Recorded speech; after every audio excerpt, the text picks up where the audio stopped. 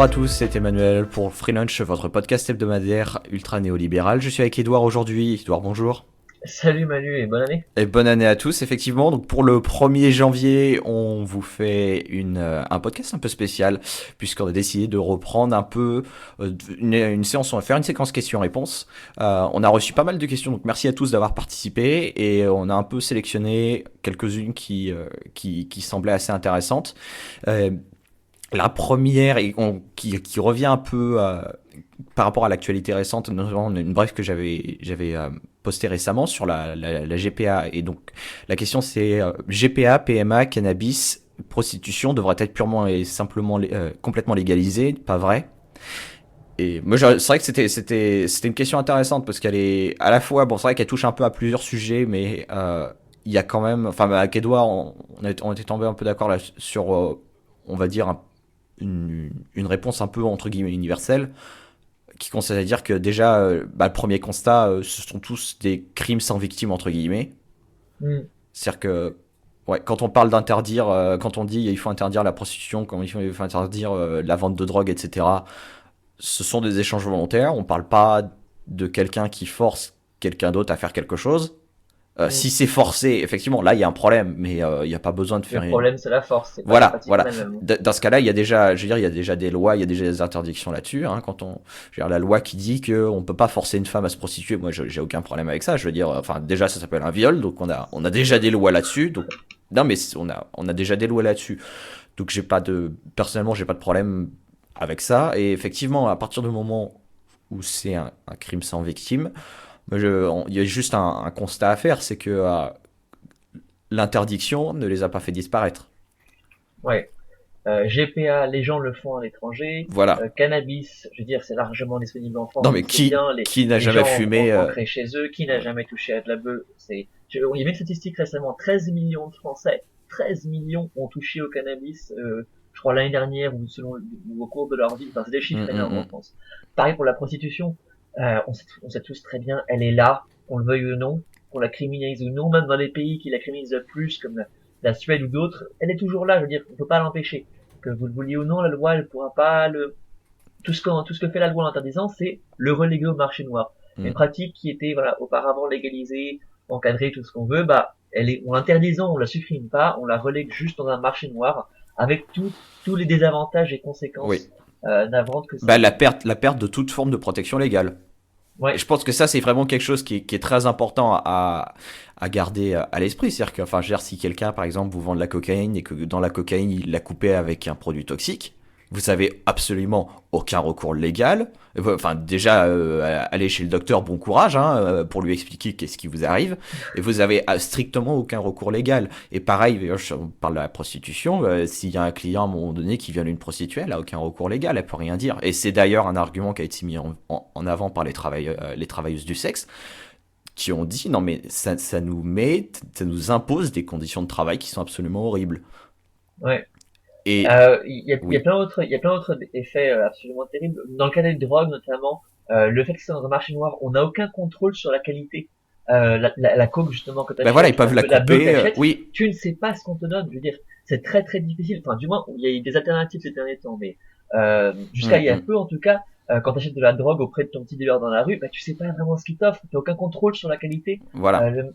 Et donc, et ça amène justement de nombreux problèmes, je veux dire, de nombreuses morts liées aux drogues ne sont pas liées tant aux drogues en elles-mêmes qu'à la Ben, prohibition tout ce qui est autour, voilà. Les problèmes de. qui a empêché un marché légal, un réel contrôle sur la qualité des produits, et Mm. donc amené des abus de drogue et des overdoses qui n'auraient pas eu lieu dans le cas où ça aurait été légalisé. Et surtout, j'insiste, nier la possibilité aux personnes d'avoir un suivi médical digne de ce nom. Et ça, c'est quelque Oui, chose qui était très intéressant, qui était expérimenté. Alors, c'est en Suisse, si je dis pas de bêtises, où on avait un peu, ça avait lancé tout un débat sur la question des salles de shoot, etc. Et ce qui était ouais, très intéressant, parce qu'ils avaient expérimenté ce genre de choses en Suisse. Donc, où on a ce qu'on appelle vulgairement les salles de shoot, entre guillemets. ouais.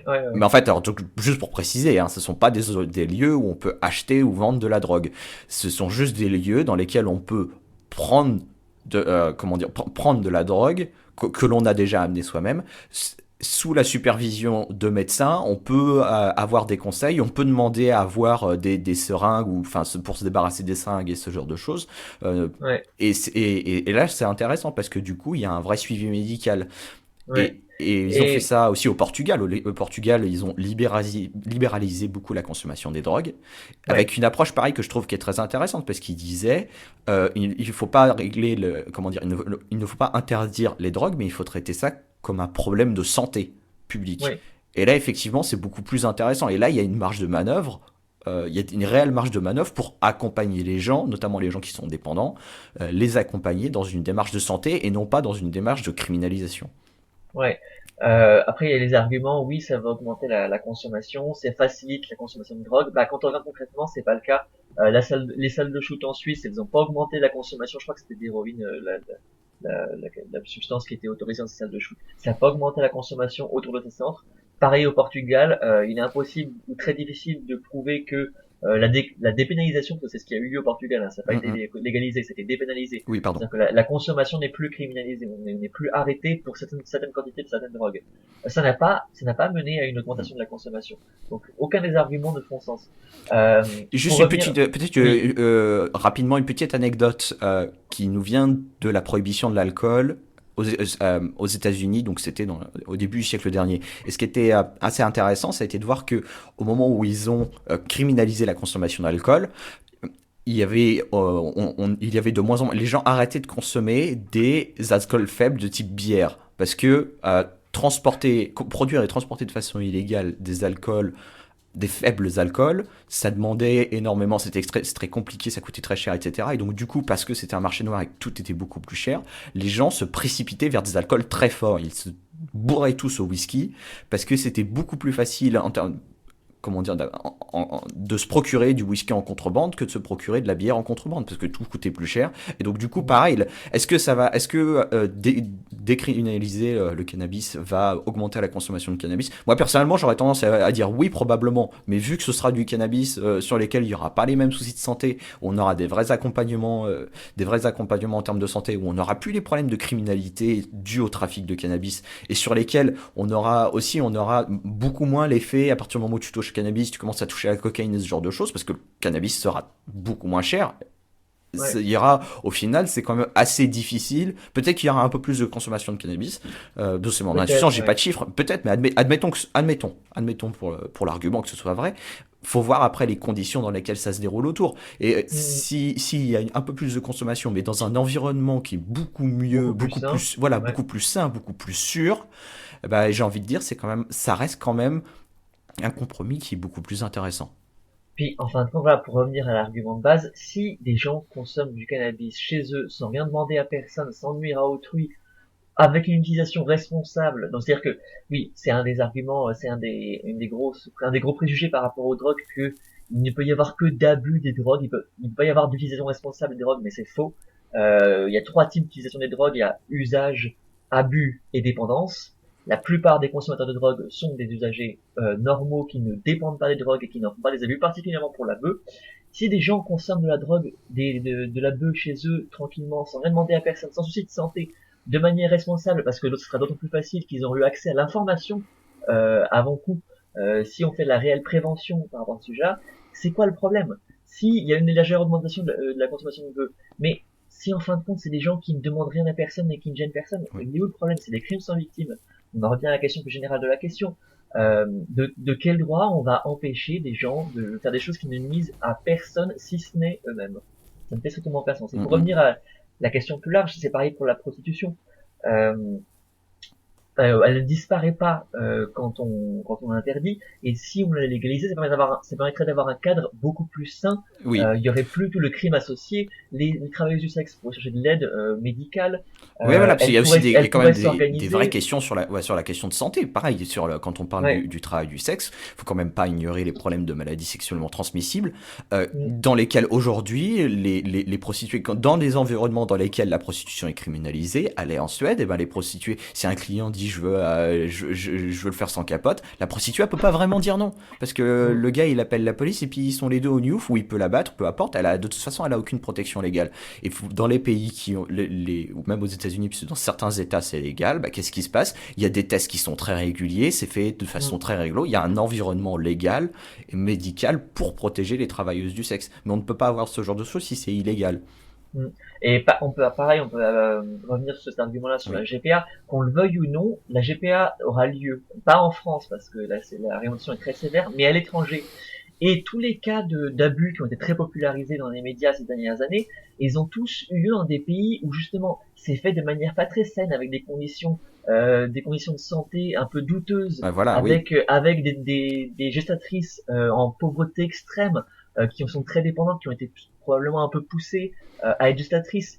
Tout ça, c'est des conséquences de la prohibition en France. Si on légalisait en France, on n'aurait pas tous ces problèmes-là. On pourrait se contrôler ça de manière beaucoup plus simple. On ferait attention à ce que les gestatrices n'aient pas subi d'influence particulière pour être forcées à être gestatrices. On pourrait avoir un réel suivi médical de ces gestatrices. On pourrait avoir une information pleine et complète pour qu'elles sachent dans quoi elles s'embarquent.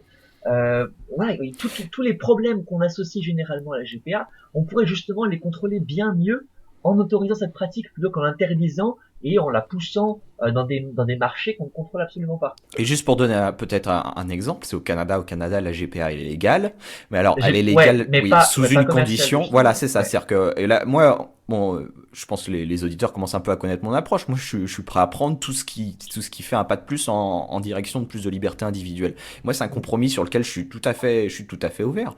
Mm. Si on légalise, mais à la condition, ce que fait le Canada, ça a été de dire, on légalise à la condition qu'il n'y ait pas de contrepartie financière. Et là, Ouais. du coup, c'est un compromis personnellement que je trouve intéressant parce que ça permet quand même d'ouvrir un espace de liberté là-dessus. Est-ce que, comment dire, est-ce que légaliser la GPA commerciale pose des problèmes éthiques ou je ne sais quoi? Peut-être, mais enfin, en tout cas, ce ne sont pas des arguments que l'on peut utiliser dans le cadre d'une GPA qui est non commerciale, qui est faite de façon bénévole. Ce ne sont pas Mm. des arguments qu'on peut vraiment employer. Et c'est vrai que moi, je serais d'avis à ce qu'on a un vrai débat. Moi, une GPA légale non commerciale, c'est quelque chose qui me va très bien parce que ça Ouais. reste Ouais, toujours ouais. mieux que l'interdiction qu'on a aujourd'hui. Je te rejoins à 100% là-dessus. Et énormément d'arguments des anti-GPA sont justement on ne peut pas acheter un enfant. Les femmes, les gestatrices qui font ça sont exploitées par l'argent, elles ne se rendent pas compte. C'est énormément d'arguments liés justement à la transaction commerciale. Ils sont valides ou non, on peut en discuter. Moi, je pense que c'est pas le cas. Mais dans tous les Mais cas, admettons, voilà, admettons qu'ils aient du poids et qu'ils soient réels. Ils ne peuvent en aucun cas être valide dans le cas d'une légalisation de la GPA enfin, non commerciale, hmm, GPA altruiste. Tu as cité le cas du Canada, mais même très proche de nous, en Angleterre, c'est le cas aussi. La GPA non commerciale est aussi illégale. Concrètement, comment ça se passe? Il y a une gestatrice, voilà, on l'insémine artificiellement, elle a l'enfant et ensuite c'est une procédure d'adoption. Les parents biologiques adoptent l'enfant. C'est comme ça que ça se passe en Angleterre. Je veux dire, c'est pas un pays ultra capitaliste où les femmes sont exploitées, etc. Non, c'est un pays qui nous hmm. ressemble énormément. C'est un pays où il s'est fait de manière saine, de manière éthique, et je veux dire, il n'y a pas de souci. Et pareil, je te rejoins là-dessus. Dans l'absolu, je souhaiterais que ça soit légalisé, même commercial, mais je suis largement prêt, et je pense qu'on pourrait avancer là-dessus, à légaliser une GPA non commerciale. Ce serait déjà un pas en avant par rapport à la Voilà, prohibition tout à complète qu'on a fait. aujourd'hui. Et je pense que c'est vraiment quelque chose qui est important, c'est que un cadre légal strict, c'est toujours mieux qu'une interdiction pure et simple sur ce Mm. genre de choses. C'est-à-dire que même un cadre sur lequel on peut avoir des critiques et on peut dire c'est quand même assez restrictif, bah oui, mais dans le cas, si on fait une interdiction pure et simple, dans ce cas-là, il n'y a aucun recours et on sait très bien que ça va complètement nous échapper et ça va aller, comme tu le dis, ça va aller dans des pays où les conditions en termes de santé, en termes de consentement, etc., elles sont quand même assez discutable. Et juste pour le petit là-dessus rapidement, parce que moi c'est un sujet que je suis depuis plusieurs années, ce qu'on se rend compte dans les pays qui ont légalisé ça, enfin par exemple on parle du Canada, ce qui se fait très souvent, ça arrive donc les gens qui ont recours à la GPA, pour beaucoup ce sont des couples stériles et qui vont après la gestatrice, souvent, ça va être quelqu'un de la famille ou un ami proche. Ça Ouais. arrive très souvent. Donc, faut juste je pense qu'il faut pas non plus essayer de créer un peu l'homme de paille du couple gay, pédophile, je ne sais quoi, qui va payer une indienne 8 000 euros pour avoir un enfant. Non, c'est absolument pas ce dont on est en train de parler. Les Ouais, premiers demandeurs, et ça bien avant les questions de mariage homosexuel ou autre, les premiers demandeurs de GPA ont toujours été les couples qui sont stériles. ouais. Et moi d'ailleurs, j'ai entendu parler de la GPA bien avant la question de l'homosexualité, de la question du mariage homosexuel. C'était parce que par le biais de la question de la stérilité de certains couples. Ouais, et moi aussi c'est une question qui m'intéresse beaucoup. Pour information, je vais faire mon mémoire sur la GPA cette année. Je fais mes études par rapport à mes études. Et j'étudie le cas notamment de la Californie, où voilà, il n'y a pas que l'Inde où la GPA commerciale est autorisée, c'est autorisé aussi en Californie. Et comme tu disais, on se rend compte que très souvent, il y a des études qui ont été faites là-dessus d'ailleurs, la gestatrice, très souvent un lien est gardé après coup, et ça devient voilà une espèce de tante, un membre de la Une famille. Voilà, marraine, oui. les enfants très jeunes, on leur explique comment ils sont nés. Il n'y a pas de souci, il n'y a pas de traumatisme particulier. Hein, ça c'est un des fantasmes des anti-GPA. Les enfants vont être traumatisés à vie, ils ne pourront jamais avoir une vie normale, sachant que ils ont été nés de GPA. Non, c'est pas vrai concrètement. Quand on regarde, il y a des études qui ont été faites, les enfants vivent très normalement, de manière très saine, et les gestatrices, même dans les cadres commerciaux, devient voilà une personne qui a aidé à la naissance. L'enfant le comprend plus ou moins, en tout cas il le comprend de mieux en mieux avec l'âge, il l'accepte très bien. La gestatrice devient voilà, un membre de la famille, et je veux dire, on est bien loin de tous les travers dont on parle généralement dans le cas de la GPA quand ça a lieu en Inde ou dans les pays où c'est douteux. Quand on légalise dans des pays développés comme les nôtres, tous les travers que les anti-GPA dénoncent, bah, ils n'ont pas lieu, ou alors ils ont lieu de manière infiniment minoritaire. Je veux dire, statistiquement, voilà, c'est ridicule. Donc, légalisons ces pratiques-là pour Mm. justement éviter tous les travers que les anti-GPA dénoncent. Que vous le vouliez ou non, ils auront lieu, et ils ont particulièrement lieu, ces travers-là, quand vous interdisez. Pour avoir un meilleur contrôle sur tous ces problèmes-là, légalisons. Et juste peut-être un petit détail que j'ai oublié de mentionner par rapport au Canada, c'est que au Canada, il faut payer pour avoir l'accès à la GPA, mais en fait, on paye pas la gestatrice. C'est-à-dire que derrière, il y a tout, ce que l'on paye, c'est tout le processus d'insémination, etc. Parce que bon, il faut se procurer, il y a zut, certaines hormones il faut prendre certaines hormones, il faut faire des injections. Enfin bon, il y a tout un processus derrière qui sont aux frais du couple. Donc ça, effectivement, ça demande un peu d'argent, mais Mm. la gestatrice en elle-même ne touche pas un centime des parents. Ouais, et contre ça, je vois vraiment pas ce que les anti-GPA peuvent C'est apporter. assez, voilà, là Il y a pas effectivement, d'argument, il y ça a pas devient beaucoup d'argument plus profond et difficile. valable Oui. contre la GPA altruiste. Je veux dire, Mm, mm. la plupart, la grande majorité des arguments contre la GPA, c'est contre la GPA commerciale, c'est Ah, contre moi, la transaction oui, qui a lieu. je Donc, n'ai vu que ça. Très ouais, personnellement, je n'ai vu que ça comme comme comme type argument. Oui, d'argument. voilà. Ouais, ouais. Par rapport à la GPA, on voulait revenir dessus dans un précédent podcast, mais on n'avait pas eu le temps. Tu peux peut-être en parler plus en détail. Il y a eu un arrêt du Conseil d'État hein, très récemment sur la Très GPA. récemment, oui. Alors, mec, pareil, qui a un peu, comment dire, créé beaucoup de fantasmes. Et je voulais juste remettre un peu les points sur les i sur ce qui a été fait et ce qui n'a pas été fait. Donc, juste préciser une chose, c'est que à l'heure actuelle, politiquement, au niveau du Parti socialiste, la ligne est très claire. Je n'ai pas entendu un seul politique défendre la légalisation de la GPA. Il y a vraiment un consensus aujourd'hui sur tous les partis pour Mm. dire que la GPA doit rester illégale en France. Moi, je comprends même pas d'ailleurs qu'on ait ce débat parce que voilà, enfin, c'est un peu comme le même fantasme où on a tous les partis qui s'accusent les uns les autres d'être des ultralibéraux et eux de combattre l'ultralibéralisme. Au final, on se demande qui sont les ultralibéraux parce que tout le monde se rejette la faute. Bah là, c'est un peu pareil sur la GPA. Absolument toutes les personnalités politiques vraiment majeures sont contre la légalisation de la GPA. Il y a pas de débat là-dessus. Il y a vraiment un très fort Non, pas consensus. réellement. Hein. Ce qu'a fait Christiane Taubira, et c'est vraiment très très précis, la seule chose qu'elle a fait, ça a été, donc il y a alors je sais plus si c'était une circulaire ou quelque chose, enfin bon, le seul changement qui a été opéré, ça a été pour les enfants issus de GPA à l'étranger. Et juste, donc quand si vous êtes un couple et que vous avez recours à la GPA à l'étranger, donc l'enfant, comme c'est une processus d'adoption classique, admettons vous faites ça aux États-Unis, l'enfant va avoir des papiers américains et vous revenez en France et parce que si les parents sont français, etc., vous faites une demande pour que les enfants aient aussi la nationalité française. Et jusqu'ici, c'est comme pour toute espèce d'adoption, il n'y a pas vraiment de différence. Et le problème, c'est qu'il y avait eu des poursuites en justice, c'est un couple avait voulu faire ça, il y avait eu des poursuites en justice, et la seule chose qu'a fait Christiane Taubira, ça a été de dire non, la GPA est légale aux États-Unis, on n'a pas à juger de ça. C'est-à-dire que les États-Unis, c'est un pays souverain, ils font ce qu'ils veulent sur leur pays, d'accord. À partir du moment où l'enfant il est adopté et il revient en France, on a à reconnaître ça. Ça ne légitime absolument pas la GPA en France, et Taubira a été très très clair là-dessus. La seule chose, c'est les enfants qui sont nés de GPA à l'étranger, de parents français qui reviennent en France, ont les papiers français comme n'importe quel enfant adopté.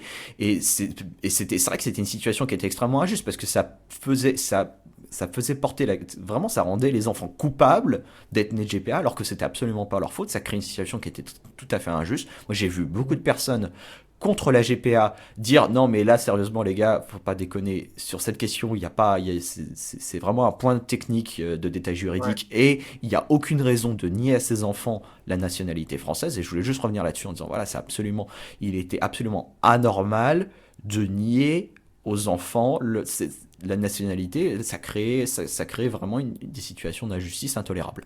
Ouais, ouais, je te rejoins là-dessus. J'ai vu de nombreux opposants à la GPA en France. Ils se battent réellement. Ils sont absolument contre la légalisation de la GPA. Mais par rapport à ça, j'en ai vu comme toi plusieurs dire, mais c'est un débat qui n'a rien à voir. Je veux dire, ces enfants-là n'ont pas à subir la faute de leurs parents. C'est-à-dire que même si on considère que la GPA Hmm. c'est une faute éthique, morale, ça doit être interdit. Même si on considère ça, bah, les enfants qui naissent quand même de cette pratique-là ne doivent pas subir les Doivent avoir conséquences de leurs exactement les parents. mêmes Ils droits. doivent Voilà. pouvoir avoir une vie normale, un cadre légal normal. Ça passe par voilà, ça passe par ça. En France, heureusement, je suis ravi que c'est pu se passer. Et même les opposants à la GPA, même si on considère que la GPA est une pratique injuste, illégale, non éthique, bref, qu'il faut absolument interdire, les enfants n'ont pas à en souffrir. Même si c'est une faute, les enfants ne doivent pas subir la faute de leurs parents et vivre une vie absolument inextricable légalement.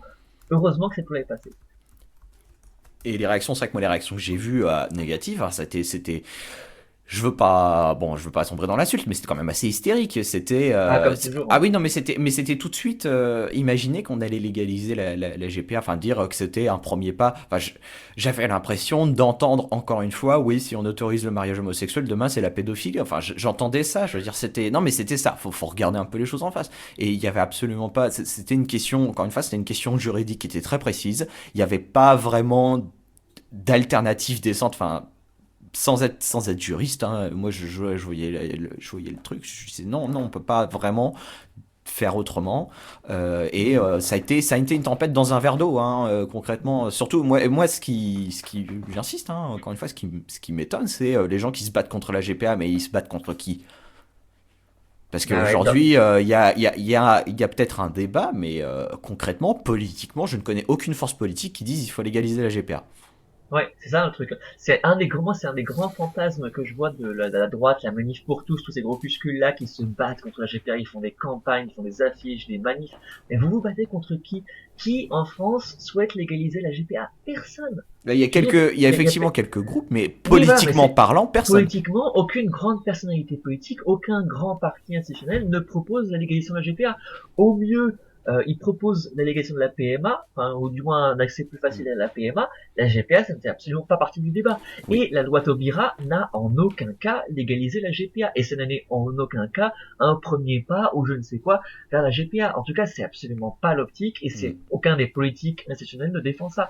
Donc c'est, voilà, contre quoi vous vous battez, les gars? Oui, et moi, ce que je trouvais très très ironique, c'est que les personnes, bon, c'est souvent des gens quand même, on va dire, assez ancrés à droite, ce sont des gens qui vont parler de souverainisme national et ce genre de choses, mais enfin, je veux dire, à un moment donné, là, vous étiez en train de juger ce qui se passait dans d'autres pays. Mm. Parce que c'était ça le sujet. C'est ce qu'a fait Taubira là-dessus. Elle a juste dit une chose, c'est que ce qui se passe aux États-Unis, c'est le problème des États-Unis. Les enfants, ils arrivent en France, ils ont les mêmes droits que n'importe quel enfant français. On n'a pas à juger ce qui se passe aux États-Unis. Et c'est Ah, ça que je après, trouvais très ouais. ironique. C'était grosso modo, enfin, vous étiez en train de dire, ouais, ce qui se passe, on va juger en France, on va prendre le droit, on va s'octroyer le droit de juger ce qui se passe aux États-Unis. Après, cet argument-là, il faut quand même faire attention. Imaginons les États-Unis légaliseraient le meurtre, on ne pourrait pas dire oui, c'est un État souverain et donc etc. Mais ça n'a strictement aucun rapport, étant donné que à la base de toutes ces pratiques-là, il n'y a pas de victimes, c'est des Oui, crimes sans oui, victime. voilà. Si un autre pays légalise un crime sans victime, la GPA, il y a personne qui est floué. Ou en tout cas, beaucoup d'anti-GPA ont essayé de faire cet argument. Oui, la mère est flouée, l'enfant est agressé. Enfin, Et Donc il cet faut punir argument-là, l'enfant. voilà. Donc il faut punir l'enfant. Ça fait strictement aucun sens. Je Ces veux dire, pratiques-là, elles auraient voilà. lieu que vous vouliez ou non. Donc, et c'est Et voilà. les gens qui disent on est là pour protéger les enfants, si vous voulez protéger les enfants, donnez-leur exactement les mêmes droits que les autres enfants. Ne leur niez pas le droit à la nationalité avec tous les problèmes que ça peut engendrer derrière. Ouais. Enfin, après, on peut revenir sur cet argument-là aussi. Moi, de manière générale, ce qui me fait beaucoup, malheureusement, sourire par rapport à ces arguments-là de la manif pour tous, etc. Ils défendent la famille, comme tu l'as dit. On voit très régulièrement défense de la Mm. famille, anti-GPA, anti-VMA, défense de la famille. Mais les gars, c'est l'inverse. La PMA, la GPA, ces autres pratiques permettent justement de créer des familles. J'arrive pas à comprendre justement ceux qui défendent la famille devraient être ravis de cette technique qui permettent justement de créer de la vie. Je veux dire, à la base, autant le débat sur l'avortement, je comprends. Voilà, on tue un fœtus, est-ce que le fœtus est un être humain ou non? Bon, c'est sensible. Autant dans ce cas-là de la GPA et de la PMA, c'est au contraire des pratiques qui permettent de créer de la vie. Donc les mecs, si vous défendez de la famille, défendez PMA, GPA sur le truc. C'était, ouais, donc c'était un petit tour d'horizon. C'est vrai que la question était quand même assez vaste, donc on aurait pu passer encore des heures sur les sujets. Juste passer donc une autre question qui était assez intéressante. Alors je cite question pour Edouard et toi. Si vous pouviez choisir une idéologie dans le paysage politique et la faire disparaître, laquelle choisiriez-vous? Ça c'est compliqué, hein. Mais Mhm. je sais pas, de manière générale, moi j'aurais tendance à dire le collectivisme, cette idée qu'on puisse avoir un collectif supérieur à l'individu qui puisse forcer les gens à agir d'une manière qu'ils ne souhaitent pas. C'est une idée assez générale. Voilà, on pourrait préciser ça, le conservatisme, le progressisme d'État. On pourrait, voilà, mais à la base de toutes ces idéologies-là, il y a l'idée que il y a une puissance supérieure qui est légitime pour imposer des choix non consentis aux individus. Alors s'il y a une idéologie à faire disparaître, c'est peut-être ça.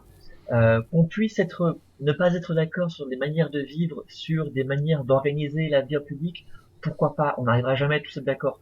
Qu'on puisse imposer ses choix à autrui, bah c'est cette idéologie-là, Ouais. moi, que j'aimerais faire disparaître. Euh, je vais répondre un peu à côté de la question. C'est pas vraiment une idéologie en particulier que j'aimerais voir disparaître, mais un type de raisonnement. Vraiment, moi, quelque chose qui me frappe en politique, c'est que ce sont toujours des discours qui sont centrés autour de la peur. On fait Mhm. peur aux gens. Genre, la droite, elle se fait élire sur la peur des immigrés et la peur de la criminalité.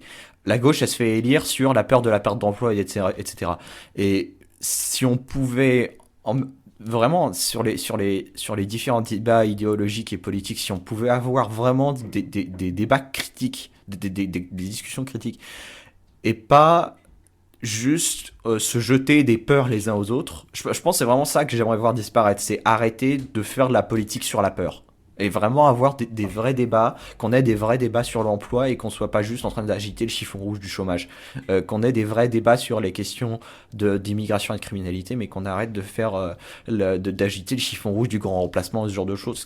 Ça joue sur la peur et c'est complètement, ce qui est complètement irrationnel. Enfin, ouais, Mais, ouais. Et mais ouais, mais c'est pas vraiment une là idéologie en c'est tant que plus, telle, mais oui, c'est mais là c'est plus profond, c'est presque un biais psychologique même. ben oui, voilà, mais c'est un biais psychologique qui est sur les différentes idéologies politiques et dans tous les débats politiques qui, moi, je retrouve absolument, je les vois absolument partout. Pour moi, c'est omniprésent. Donc, j'ai envie de dire, si déjà on pouvait éliminer ça en matière d'idéologie, en matière de débat idéologique et de débat politique, ça n'aurait plus la même chose. Et Mm. je veux dire, quelqu'un, enfin, le FN, toute son idéologie, c'est l'idéologie de la peur. C'est la peur de l'immigré, c'est la peur du chômage, c'est la peur de la régression en termes de niveau de vie.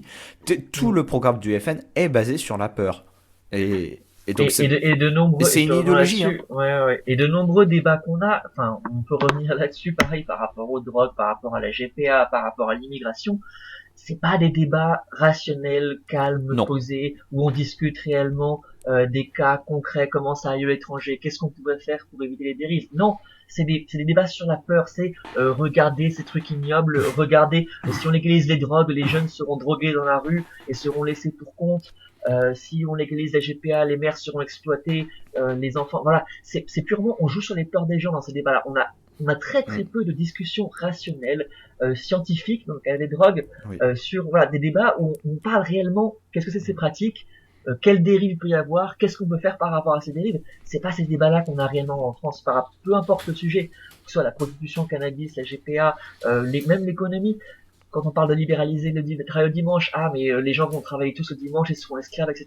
Peu importe le débat qu'on a, c'est pas les débats rationnels. Et je te rejoins là-dessus. Mm. Si on pouvait, ne serait-ce qu'avoir des débats sains, calmes, où on analyse les données, on échange sur les dérives possibles, qu'est-ce qu'on peut faire, comment on peut avancer, ça serait un grand pas en avant. Mais je pense, oui, mais je pense que la peur est presque au stade d'idéologie. Il suffit de regarder ce qui s'est passé aux États-Unis après le 11 septembre. Tout était dirigé par la peur. Le Patriot Act, il a été voté sous la peur. La guerre en Irak, elle a été faite sous la peur des armes de destruction massive. Enfin, c'est pas une idéologie dans le sens où elle est pas revendiquée, et où on n'a pas des gens aujourd'hui qui disent oui, je vais faire le mouvement du parti des peuristes ou je ne sais quoi. Mais c'est quand même un procédé qui est utilisé absolument partout et qui est le fondement de certaines idéologies.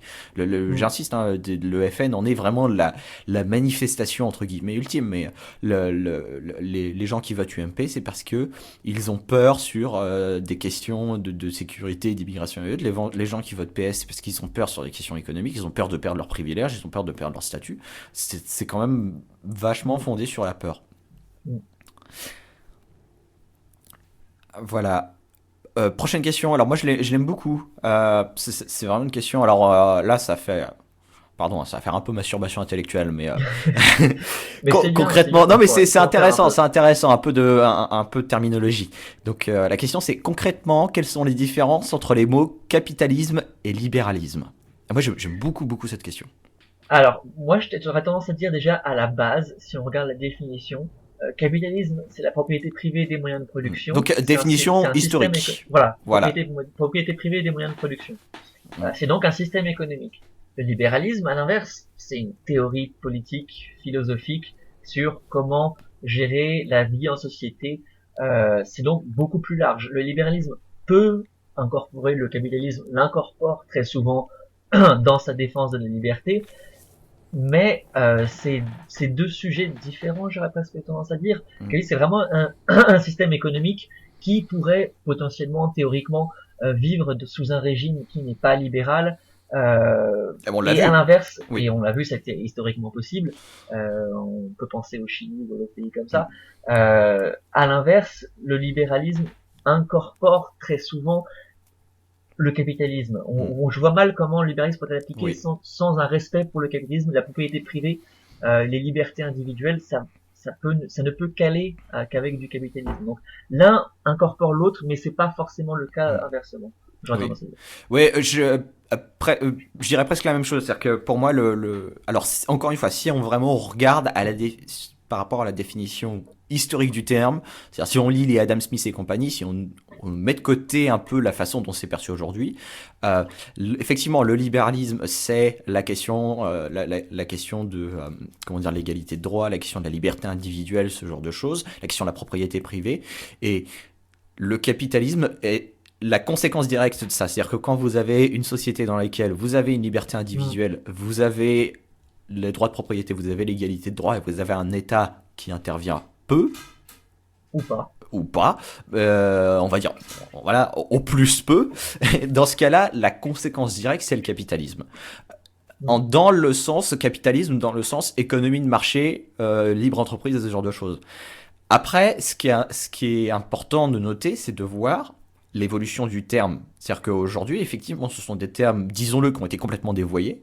Ouais, ils ont été galvaudés. Ouais. Voilà, qui ont des définitions, et c'est d'ailleurs assez difficile aujourd'hui de mettre une définition sur capitalisme parce que tu as vraiment des interprétations du terme extrêmement divergentes. Et moi, c'est vrai que personnellement, le terme capitalisme, je le fuis comme la peste parce qu'il est tellement chargé.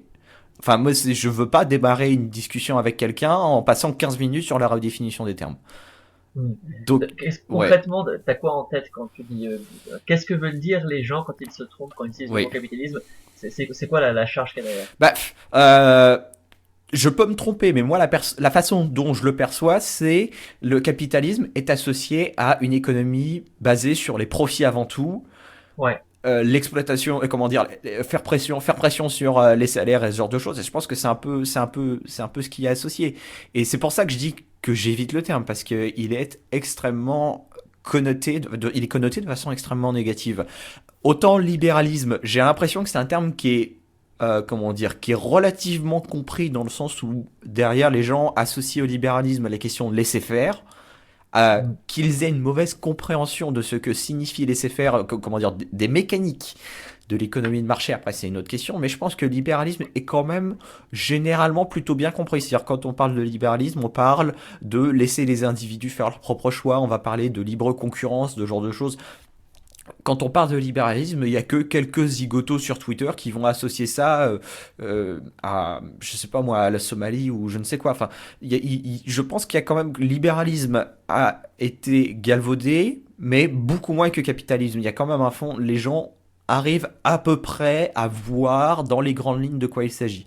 Mais capitalisme, il y a vraiment eu un virage à 180 qui a été opéré sur la compréhension du terme. Et c'est pour ça que moi je l'utilise pas, c'est-à-dire que je me reconnais dans la définition historique du terme, donc voilà, l'idée de propriété, de libre entreprise, de propriété, de concurrence, ce genre de choses. Effectivement, moi je me reconnais dans ça, mais comme ce n'est pas du tout la signification, ce qui est associé au terme, encore une fois, j'ai pas envie de commencer chaque discussion avec les gens par 15 minutes d'explication de termes. Ouais. Moi, un des plus gros soucis que j'ai avec le capitalisme et un des plus gros galvaudages qu'on a pu voir ces dernières années, ces dernières décennies, c'est la confusion entre capitalisme et capitalisme de connivence. Le sauvetage des banques avec l'argent public, Voilà, c'était exactement. du capitalisme parce que ça a favorisé les profits des banquiers. Théoriquement, et si on revient à la définition de base, non, Oui. ça fait strictement aucun sens. Je suis quand même assez attaché, moi, contrairement à toi, au terme capitalisme, et j'aime bien l'utiliser. Du coup, je passe un peu de temps à définir les termes et bien expliquer aux gens. Euh, Propriété privée des moyens de production, ça ne veut pas dire justement quand on subventionne les profits de certains aux dépens des autres avec de l'argent public, ce n'est pas du capitalisme, c'est du capitalisme de connivence où les plus gros entrepreneurs et les plus gros propriétaires et tous ceux bien placés sont en collusion avec l'État et profitent d'innombrables privilèges de toutes sortes. Tout ça, ça existe aujourd'hui. C'est pas une manifestation du capitalisme, en Hmm. tout cas pas dans le sens Pas originel dans le du sens, capitalisme. voilà. Voilà. Du coup, est-ce qu'il faut abandonner le terme? Est-ce qu'il faut en utiliser un autre? Moi, je suis quand même attaché à ce mot-là, Hmm. mais c'est vrai que moi, c'est la confusion que je vois le Non, plus souvent. ce que je peux comprendre, mais je suis certainement pas en train de prétendre qu'il faut abandonner le terme ou autre. Moi, je juste ma perception personnelle de la chose serait que le terme, c'est pas que je le nie ou que j'utilise capitalisme. Je renforce pas non plus le cliché et les clichés qu'il y a autour du terme. C'est juste que je l'utilise pas parce que Ouais. je sais qu'il va être mal compris. Donc, je préfère utiliser d'autres termes. Euh, Par exemple, je sais pas moi, concurrence, économie de marché, à la rigueur, même si c'est Mm. mal compris, les grandes lignes sont quand même comprises. Donc, c'est pour ça que je vais avoir peut-être plus tendance à utiliser ces termes.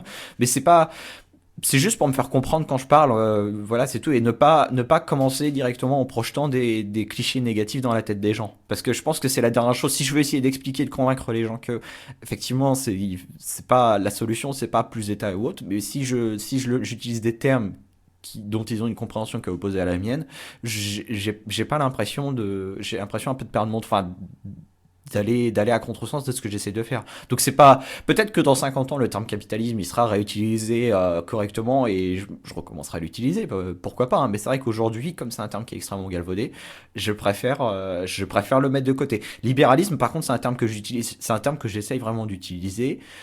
Et il y a d'ailleurs un article de Jeffrey Tucker sur son blog, il a dit résolution pour 2015, bonne, je sais pas si tu l'as vu, bonne résolution pour 2015, se réapproprier le terme libéralisme. Ouais, mais pour Avec eux, toute c'est sa d'autant plus le cas. tradition, voilà. Ouais, mais eux, c'est d'autant plus important aux États-Unis que pour eux, aux États-Unis, liberal, le terme Mhm. vraiment du libéralisme, liberalism, c'est la gauche qui s'en est emparée. Oui. Un liberal aux États-Unis, c'est un gauchiste. Alors, Donc ouais, je mettrais peut-être ouais, peut-être une nuance là-dessus quand même, parce que ça a été pas mal exagéré. Bon, je veux pas non plus me lancer dans une grande défense de la gauche américaine, mais il y a quand même, au sein de la gauche américaine, il y a quand même deux courants de pensée assez différents. C'est-à-dire qu'il y a les liberals, entre guillemets, et il y a les progressistes. Et effectivement, si on regarde du côté des progressistes, là, on a quelque chose qui ressemblerait à la gauche française. C'est vraiment interventionniste, plus d'État, plus d'État, plus d'État. Je pense que ce que l'on appelle les libéraux aujourd'hui aux États-Unis, ce ne sont pas des libertariens, c'est certain, mais ce sont quand même des gens qui ont un minimum de compréhension, Ils vont pas te dire qu'il faut que c'est pas un liberal entre guillemets aux États-Unis qui va te dire qu'il faut que l'État s'occupe d'absolument tout. C'est des gens qui vont dire oui bon faut quand même que l'État s'assure je sais pas moi que chacun a accès à la santé sur autre chose. Ils vont dire des choses qui seraient pas libérales entre guillemets certes, mais je voudrais juste nuancer en disant que ce sont pas non plus des cocos. Et c'est vrai que le terme a été utilisé. Non mais voilà, Certes, ce mais sont plus des gens qui vont peut-être pencher un peu plus du côté social-démocrate de la balance. Mais je voulais juste préciser une petite nuance. Il y a les libéraux et il y a les progressistes aux États-Unis. Ce sont deux courants de ouais. pensée qui sont certes à gauche, mais qui sont quand même assez distincts. Et il y a des fois, je vois une confusion des fois entre les deux. Donc je voulais juste préciser que les libéraux aux États-Unis ressemblent plus aux sociodémocrates et vraiment à la gauche dure comme la nôtre, ce sont les progressistes. Ouais, mais ça reste quand même assez Ah, qui a loin été dévié, de oui, voilà, qui a été dévié ça. de. Tout à fait d'accord. Je voulais juste nuancer le terme, Ouais, ouais, ouais. nuancer Ça. là-dessus. Et Ouais. donc je comprends le combat de Jeffrey Tucker quand Mm. il veut se réapproprier le terme libéral. Moi, je voulais revenir là-dessus, même en France, même on peut revenir là-dessus aussi sur le terme libéralisme. Il a été aussi galvaudé. On en Oui, parlait mais tout à par la l'heure. droite chez nous. Les politiciens se traitent tous les uns les Mm. autres d'ultra néo turbo libéral. C'est assez ridicule.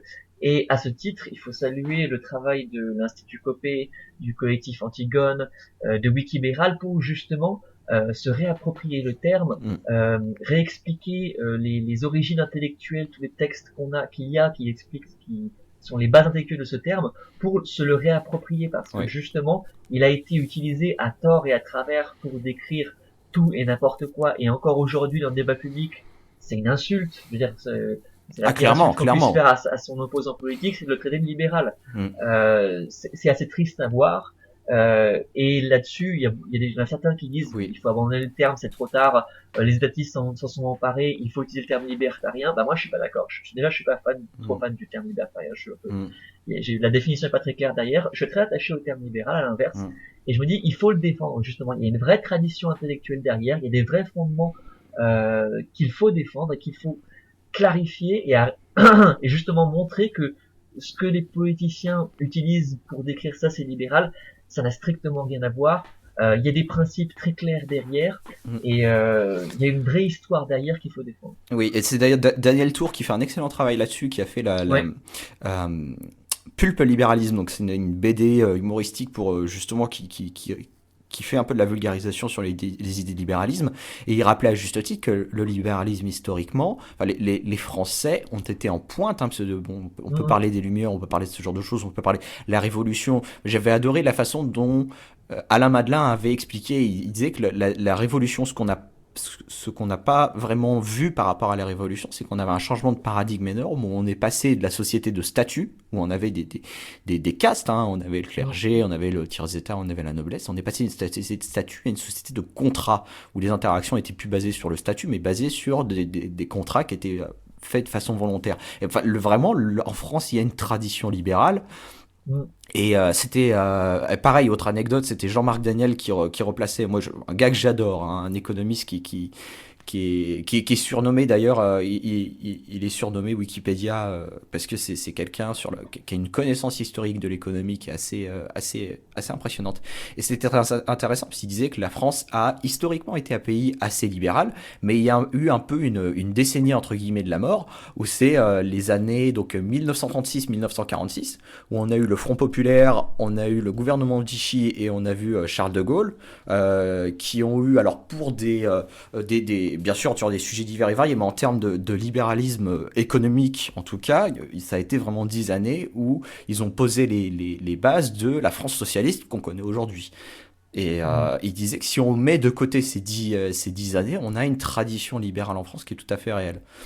Ouais, Oui, et puis il y a aussi énormément de textes d'auteurs, voilà. Bastia, Constant, on pourrait en citer des tonnes comme ça, Mm, Frédéric Tocqueville. Il y a une vraie littérature très riche, libérale, française justement. mm. Quelqu'un comme Et c'est, Lafayette, c'est un héros aux États-Unis, ouais. Lafayette. Et là-dessus, il faut saluer le travail de l'Institut Copé qui a Mm, beaucoup est allé chercher les textes, les a rendus disponibles, allez sur leur site, il y a plein de PDF, il y a des livres qui coûtent 3 fois rien. Ils ont fait un travail énorme pour remettre à jour tout ce contenu qui avait été oublié. Le libéralisme n'est pas une idée anglo-saxonne. Il y avait un article de Daniel Tour à ce propos récemment dans oui, l'Atlantico. C'est un des préjugés qu'on a très régulièrement. Non, il y a une littérature très riche française qui a tout à posé fait. les bases du libéralisme. Mm. Donc, c'est une tradition, à mon sens, qu'il faut défendre, c'est un terme qu'il faut Oui. défendre. Peut-être juste une petite parenthèse, parce que tu avais mentionné l'usage du terme libertarien. C'est vrai que moi, j'utilise ce terme. Enfin, j'ai vu une autre personne me reprocher de l'utiliser parce que soi-disant, c'était un peu pour dénigrer le terme libéral français. Moi, pas du tout. Je voulais juste préciser la raison pour laquelle je parle de libertarianisme. Concrètement, c'est parce que mes lectures sont beaucoup anglo-saxonnes. Vous regardez sur mon Ouais, étagère, c'est pratiquement que des auteurs américains. Je vais avoir Bastia qui traîne quelque part, mais c'est vrai que mes lectures sont très anglo-saxonnes et ont été beaucoup influencées par les libertariens américains. Donc c'est pour ça que j'ai repris le terme tout naturellement, j'ai envie de dire. Si ouais, j'avais ouais. eu des lectures plus françaises, si j'avais beaucoup plus... C'est vrai que pour être honnête, j'ai pas vraiment approfondi les Turgot, Tocqueville et compagnie. Si je l'avais fait, peut-être qu'aujourd'hui je m'appellerais le French libéral ou je ne sais quoi. Mais le terme libertarien, je l'ai repris concrètement parce que mes lectures et mes références vont plus être Friedman et Rothbard que Bastia pour l'instant. Mais c'est absolument pas un jugement de valeur par rapport au terme, mais c'est vrai que je me qualifie très sincèrement, des fois c'est vraiment pile ou face. Un coup je vais me dire libéral, un coup je vais me dire libertarien parce que les différences pour moi elles sont culturelles avant d'être vraiment des différences sur la définition du terme. Étant donné que, comme tu l'as dit, libertarien c'est un terme qui est quand même assez souple, qui est assez élastique, qui peut avoir des définitions assez différentes. Moi personnellement entre les deux c'est un peu kiff kiff bourricot et c'est pas je fais pas vraiment de différence. Donc prochaine question, c'est quelque chose qu'on a mis de côté depuis un certain temps et on nous a du coup on nous a enfin demandé si on pouvait en parler. La question du port d'armes, puisque c'est vrai que on a une opinion un peu différente là-dessus. Donc la question c'est euh, le sujet du port d'armes m'intéresse, je vois Edouard qui est pas mal attaché. Pour ma part, je n'arrive pas à comprendre ça avec les mass shootings qui arrivent si souvent chez les Américains et très rarement en Europe. C'est un sujet que vous pourriez approfondir à l'occasion.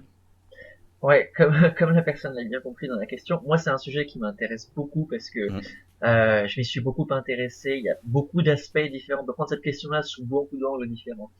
Dans le cas de cette question précise, j'arrive pas à comprendre ça avec les mass shootings qui arrivent si souvent chez les Américains. Bon, déjà, il faut préciser si souvent. Quand on regarde, c'est tragique, hein, et ça y a absolument pas de nier ce fait-là. C'est absolument tragique à chaque fois que ça a lieu, mais statistiquement, c'est quand même extrêmement rare. Il y a plus de 300 millions d'armes qui circulent aux États-Unis, 80 millions de propriétaires d'armes aux États-Unis. Les nombres de mass shooting, c'est extrêmement Oui. faible chaque Juste année. rappeler Et que les États-Unis, c'est quand même un pays qui est énorme avec 300 millions d'habitants. voilà, 300 Voilà, je veux dire, millions c'est un peu comme d'habitants. quand on dit oh, regardez, en Inde, il y a beaucoup de viols. Oui, enfin, en Inde, ils sont 1 milliard. Non, mais voilà, Déjà, faut resituer ça. Ouais. là-dessus, je vais quand même abonder dans ton sens. Faut quand même rappeler que si on veut avoir une comparaison à tant soit peu, enfin, on peut pas comparer les États-Unis avec la France. Il faudrait à la rigueur comparer les États-Unis avec l'Europe dans son ensemble. Et encore, je suis même pas sûr qu'on arrive à 300 millions. Enfin, faut comparer un peu ce qui est comparable. Ouais. Et dans la question des pareil pour la question des armes à feu en particulier, il y a 80 millions de propriétaires d'armes aux États-Unis. Si les mass shootings étaient réellement un problème qui arrivait si souvent, on en verrait tous les jours des milliers de fois par jour, étant donné le nombre d'Américains qui possèdent des armes. Donc statistiquement, c'est quand même quelque chose qui est extrêmement relatif, bien que ce soit tragique à chaque fois. Et statistiquement, on n'a pas vu de réelle augmentation ces dernières années. Ce dont on a vu une augmentation ces dernières années, c'est la diffusion dans les médias. Ça fait la une des médias à chaque fois que ça a lieu, c'est absolument tragique. On en entend parler à tort et à travers, donc on a l'impression que ça a lieu assez souvent. Concrètement, ça n'a pas lieu assez souvent. Pour reprendre les statistiques du crime un peu plus de manière générale, du crime lié aux armes à feu, il y a 30 000 morts par arme à feu chaque année aux États-Unis. Sur ces 30 000 morts, il y a 2 tiers c'est des suicides. 2 tiers de ces 30 000 morts c'est des suicides avec armes à feu. Est-ce que si on interdit les armes à feu, ces gens-là arrêteront de se suicider? J'en doute. Donc ce qui est réellement intéressant, c'est les 10 000 qui restent. Ces 10 000 là, bon, il y a quelques accidents, il y a comme, je crois, il y a 600 accidents par arme à feu Oui. chaque année. Bah, il y en Donc a c'est eu quelque un chose. il y a Il y en a eu un 3 jours, je récemment, oui, crois. Ouais, ouais. d'une petite fille qui a pris l'arme de poing de sa Mhm. mère dans un magasin et qui l'a shooté. Qui était dans C'est le sac à main. tragique. Voilà, c'est tragique, mais statistiquement, Mhm. c'est très, très, très rare. Oui, puis alors pareil, Euh, sur ce cas précis, je vais quand même un peu abonder dans ton sens. N'importe qui possède une arme est quand même censé. Enfin, moi de ce que j'ai compris, il y a une sécurité sur les armes. Donc là, c'est quand même assez. Enfin. Oui, dans ce cas-ci, c'est une négligence de la mer. Le Ah oui, oui, problème, c'est oui. pas l'arme à feu, c'est la négligence de la mer qui a Déjà, l'arme était chargée. Non mais J'ai voilà, du mal à comprendre comment garder une arme de poing où on a arme de ôté la poing sécurité chargée, il chargée y dans a le pas la sac à main. sécurité qui était mise. L'arme était facilement accessible dans son sac. Tout ça, l'enfant a eu le temps de prendre l'arme, a eu le temps de viser, a eu le temps de tirer sans qu'elle puisse réagir. C'est clairement le problème, c'est de la négligence. C'est le problème, c'est pas l'arme à feu en elle-même, c'est juste une mère irresponsable à ce niveau-là. Oui, voilà, je veux dire, à Euh, un moment donné, bon, on peut pas interdire les couteaux de cuisine parce qu'un jour, il y a une mère qui a laissé traîner des couteaux partout et que le gosse s'est blessé avec. Je veux dire, là, c'est quand même gros, quoi. Là, sur ce voilà. coup-là, c'est vrai que j'ai du mal quand même, j'aurais du mal à dire, oui, c'est un problème des armes à feu. Là, c'est, Ouais. on se Et focalise sur les malheureusement, anecdotes. c'est ce genre de fait divers qui sert quand on va, quand si tu vas voir sur les médias français, moi je suis allé voir ça sur le Facebook de Figaro, tu regardes les commentaires, c'est absolument hallucinant. C'est un festival de c'est le Far West américain, et c'est voilà pourquoi il faut interdire les armes à feu, pauvre humanité, c'est la décadence. Mais les mecs, quand un enfant voilà, prend le couteau familial, va planter sa sœur, on va pas interdire les couteaux. Je veux dire, c'est tragique, c'est des négligences, c'est des risques inhérents à la vie. Je veux dire, on pourrait tout interdire, on pourrait interdire les voitures, il n'y aurait plus d'accidents de voiture à ce niveau-là. Pour revenir à l'argument plus général, donc il y a 10 000 meurtres par arme à feu chaque année aux États-Unis. Donc ça c'est tragique, et ces cas-là on en entend parler, les médias en parlent, on en entend largement parler à tort et à travers. Ce dont on entend beaucoup moins parler, ou presque pas dans le cas de la France, c'est les défenses armées que des citoyens américains. Il faut savoir que chaque année, selon les études, entre 400 000 et 2,5 millions de défenses armées ont lieu chaque année aux États-Unis. C'est-à-dire que c'est des citoyens honnêtes américains qui possèdent légalement leur arme, qui se défendent d'un crime grâce à leur arme. Seulement, ces faits divers-là, on n'en entend pas parler. Ça fera jamais la une des journaux. En France, on n'entendra jamais parler de cette mère de famille qui s'est défendue, elle et son gosse chez elle, contre un cambrioleur. On n'entendra jamais parler de cette pauvre femme qui était dans la rue, qui s'est fait attraper par derrière par sa queue de cheval à Seattle en juin 2014, qui s'est retournée, a pointé sur l'arme sur le violeur, le mec s'est barré. Tous ces cas-là, on n'en entend jamais parler. Et pourtant, c'est-à-dire statistiquement, c'est énorme. C'est entre 400 000 et 2,5 millions. Donc, quand on regarde les chiffres, il y a 50 à 80 fois plus de défense armée que d'agression armée. Donc, replaçons les choses dans leur contexte. Les mass shootings et les meurtres avec armes à feu, c'est tragique. Il y a pas d'argument, il n'y a pas de débat là-dessus. Seulement, il faut replacer les choses dans leur contexte. Et les armes à feu aux États-Unis sont utilisées des milliers, des centaines, beaucoup plus, 2 fois plus pour se défendre que pour agresser. Et peut-être, alors, bon, faut que j'arrête d'abonder dans ton sens, mais juste un point quand même, préciser que non, mais les États-Unis, c'est pas le seul pays du monde où les armes sont légales. C'est-à-dire que faut quand même préciser que c'est un problème purement américain. Faut regarder tout simplement, vous allez au Canada, c'est tout aussi légal. Eh bien, au Canada, il y a pas de problème. Vous allez en Australie, bon, il y a eu l'affaire récente avec le terrorisme, mais si on met terrorisme à part, il y a pas de problème aux États-Unis. Il y a très peu de problèmes. Enfin, on n'entend pas de meurtres, de massacres dans les écoles en Australie. En Suisse, Juste à côté de chez nous, oui. ouais, en Suisse. En Suisse, faut quand même rappeler que durant la guerre froide, parce que la Suisse c'est pas un pays qui a une armée comme nous ce qu'on a. Ben en Suisse, c'était pratiquement obligatoire de posséder une arme chez soi. On n'entend pas Ouais, parler de, c'est on le n'entend pas citoyen parler de, soldat voilà, en Suisse. Ouais. on n'entend pas parler de massacres d'écoles en Suisse. Encore aujourd'hui, ouais, le port d'armes en Suisse c'est presque interdit. La possession d'armes, à l'inverse, est très facile, très libéralisée par rapport à la France. Ils ont un nombre d'armes à feu par habitant très très élevé. Est-ce qu'on voit des mass shootings, des fusillades de masse comme ça? Non. Donc là, ça pose un problème de corrélation, causalité. Aux États-Unis, il y a beaucoup d'armes et il y a des mass shootings et il y a beaucoup de violence de manière générale par rapport à nos pays européens. Est-ce que ça veut dire que l'un est lié à l'autre? Non, pas forcément. Ce qui est intéressant, notamment pour revenir sur les fusillades de masse en particulier, donc elles n'ont pas lieu dans d'autres pays où il y a beaucoup d'armes. Non seulement ça, mais en plus, même aux États-Unis, quand on regarde concrètement où elles ont lieu ces fusillades de masse, toutes les fusillades de masse sur les 60 dernières années, sauf une, il me semble, ont eu lieu dans ce qu'on appelle des gun-free zones, des endroits où les armes étaient interdites, où les citoyens qui peuvent posséder et porter une arme n'ont pas le droit d'aller sur ces lieux-là pour porter leur arme. Donc du coup, est-ce que c'est une coïncidence?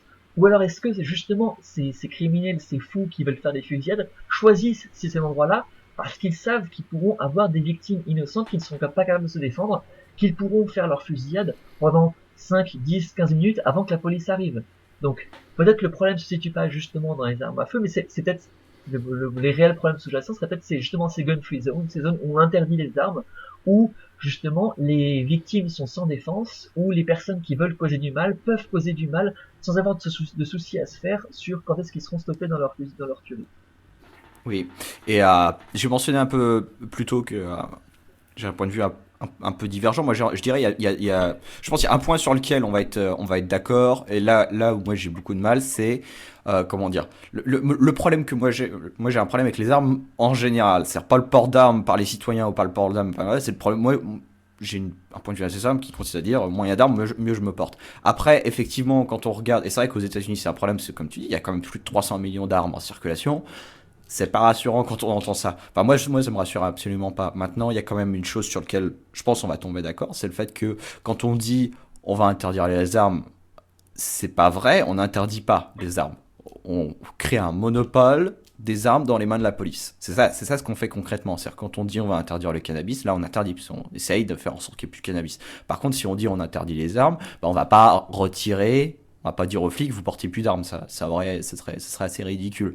Mais le problème c'est que ce qu'on constate, notamment quand on regarde aux États-Unis, est-ce que quand on voit un peu déjà les problèmes qu'il y a avec la police, est-ce qu'on veut vraiment placer un monopole des armes dans les mains de la police quand on voit un peu déjà les dégâts qu'elle fait? Donc moi j'ai un point de vue on va dire plus global là-dessus. Ce qui me gêne, c'est pas le fait de comment dire que telle catégorie de personnes ou telle personne possède des armes. Moi, j'ai du mal avec les armes en règle générale. Et c'est peut-être là-dessus on sera pas d'accord. Après, je pense qu'il y a quand même beaucoup de choses sur lesquelles on va tomber d'accord. C'est-à-dire que il y a des fantasmes sur ce sujet et le fait que la police aussi porte des armes n'est pas un gage de sécurité. Et je pense vraiment que les meurtres récents aux États-Unis nous montrent que militariser la police c'est enfin mettre des armes extrêmement puissantes dans les mains des individus qui Ouais. portent un uniforme ou non, bah on voit ce que ça donne. Et c'est un peu la moralité que j'en retiens au final, et que bah comme il est utopique de dire on va interdire les armes parce qu'on peut pas, enfin on peut pas les faire disparaître, hein, on n'a pas des pouvoirs divins. Je pense que c'est là où j'aurais peut-être un point de vue un peu nuancé. Voilà, c'est est-ce que on jouit d'une certaine sécurité entre guillemets dans les pays où c'est interdit, mais c'est une sécurité qui est tout à fait relative et c'est pas un sujet sur lequel moi personnellement j'aurais un avis extrêmement tranché parce qu'il y a il y a beaucoup de données là-dessus et c'est pas évident de tracer une ligne et de dire bah voilà c'est ça la réalité sur le sujet. Et je pense que t'as des données qui vont abonder dans ton sens. Moi si je gratte un peu, je vais être capable aussi de trouver des données.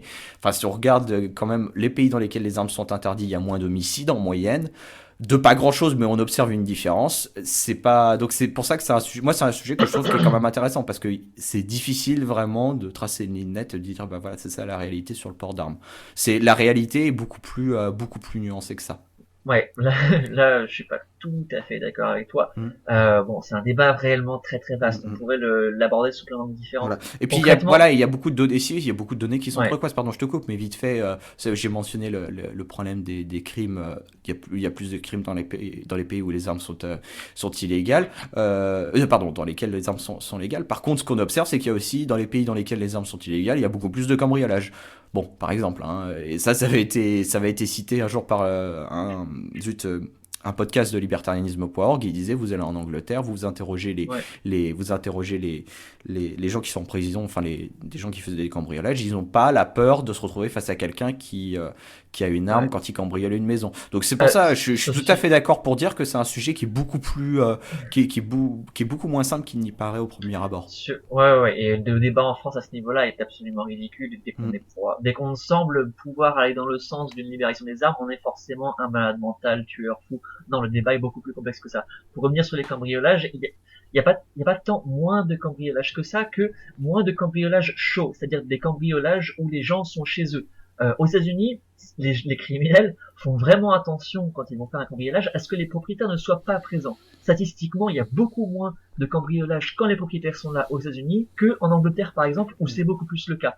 Les criminels savent que les gens sont armés et réagissent en fonction de ça. Ils sont pas fous, ils sont criminels, mais ils ont peur pour leur vie quand même.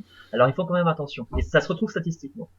Pour revenir sur ton point plus large, c'est vrai, oui, on peut avoir un débat là-dessus beaucoup plus large et par rapport au crime, c'est un peu plus compliqué que ça aussi, parce que si tu regardes statistiquement à travers le monde, tu mets d'un côté le taux de crime, de l'autre côté le nombre d'armes à feu par habitant, tu trouves strictement aucune corrélation. Tu as un tableau avec des pays très éparses, des pays avec beaucoup d'armes et beaucoup de crimes, comme des pays avec beaucoup d'armes et peu de crimes, et des pays avec très peu d'armes et très peu de crimes, et inversement.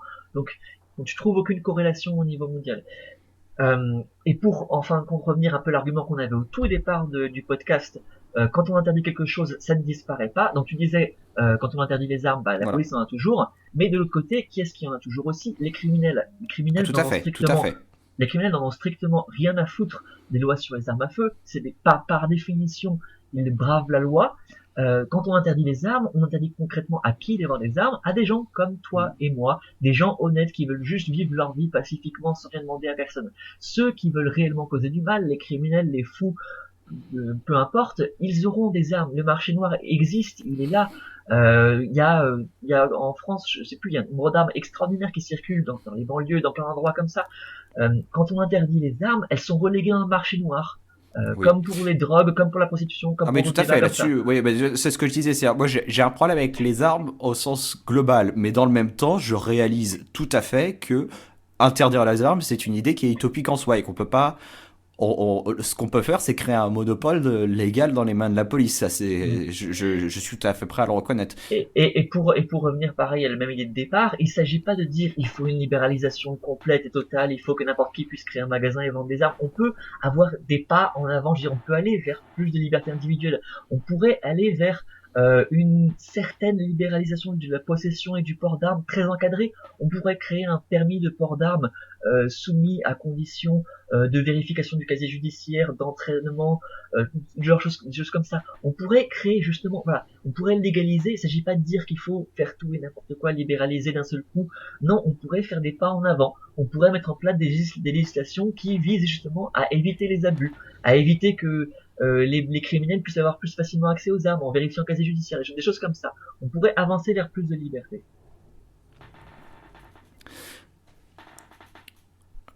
Voilà, c'était donc un podcast spécial questions-réponses pour finir l'année 2014. On voulait prendre le temps de vous remercier tous pour votre fidélité.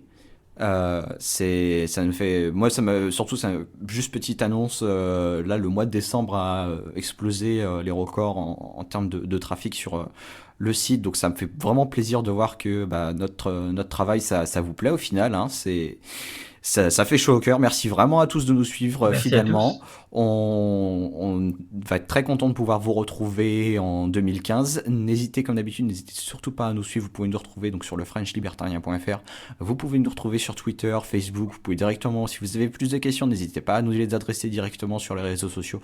Vous pouvez aussi, si vous avez des questions que vous voulez voir, on a un compte ask.fm. Le lien est aussi bien sûr dans la description. Et juste petit message de service, je voulais préciser que donc le frenchlibertarien.fr c'est un projet qui est tout à fait bénévole et on ne vous embête pas avec la publicité, on ne met pas de publicité dans les podcasts, pas de publicité sur les sites. Donc si on fait appel à votre générosité, vous avez des boutons pour faire des dons directement sur le site, ça nous permet de payer l'hébergement du site et des différents podcasts et votre générosité est très appréciée. Merci à tous et bonne année. Merci à tous. Au Merci à revoir. tous. À bientôt.